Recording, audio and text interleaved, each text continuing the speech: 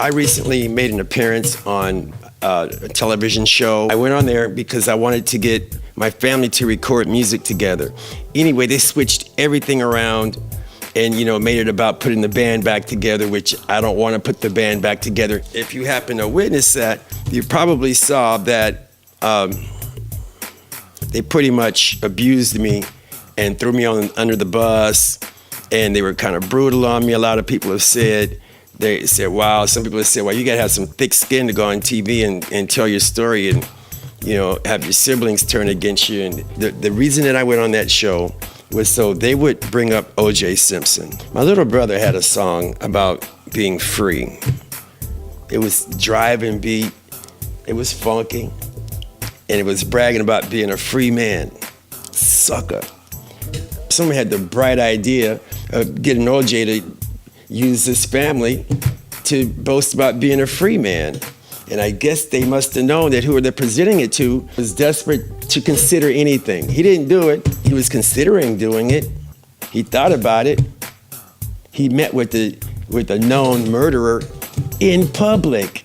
You can't make this stuff up. He created such a spectacle in this public place that I found out about it while it was happening.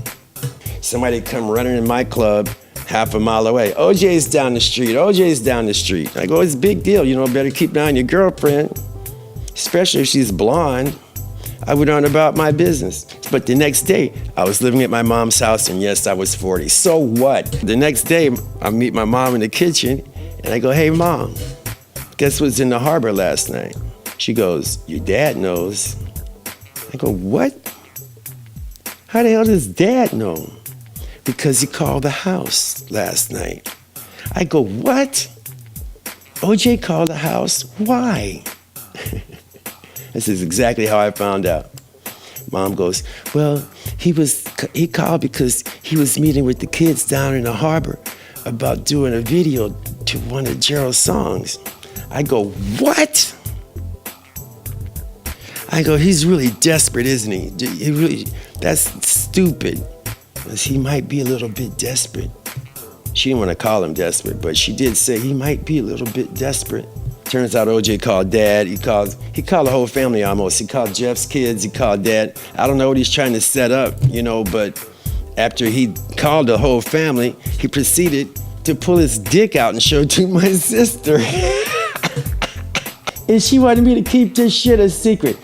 On the show, they asked her, so Jules, you think he was trying to cash in on your story? She said, well, yes. Well, she should have said, well, he didn't cash in. I cashed in because I got paid by the tabloids. If it hadn't been for him, I wouldn't have made $20,000. But no, she went along with the producers and he betrayed my trust. He tried to cash in on my story. Yeah, I betrayed her trust. And I'm going to tell you why. And once I tell you why I betrayed her trust and what happened after, you're going to be going, wow. OJ plan, I'll give you a little bit of a hint right now. This year, 2019, is the 25th anniversary of Nicole Brown and Ron Goldman's murder. That song, Heart and Soul, turned out to be Nicole's memorial song. The family wound up playing Heart and Soul at Nicole's candlelight vigils and at the Nicole Brown Foundation's events, Playboy Mansion 3 times, because of the fact of what I did after OJ pulled his dick out and showed it to my sister. I call it the OJ's nuts story because he's nuts and he pulled his nuts out, and she's nuts for trying to get me to keep it a secret. It's a trail of nuts. You can call me crazy if you want to, but that's all nutty shit over there. And no, I didn't keep it a secret, and a lot of cool things happened. Cool things are still happening from my involvement with the Nicole Brown Foundation today.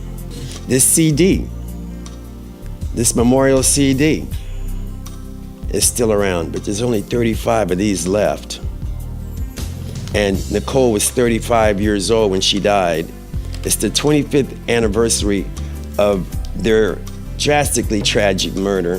Because of the fact OJ pulled his balls out, and I got involved, a lot of magic took place, and the magic is still taking place, and that's what this whole thing is about, the magic. And some people don't think that way. They don't think about purpose and magic. They just think about betraying your sister's trust and trying to cash in on her story. And you know who you are, and you know what?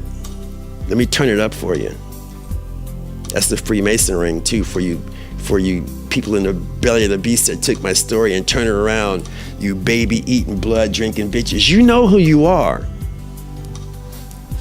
And Trump's coming for your ass.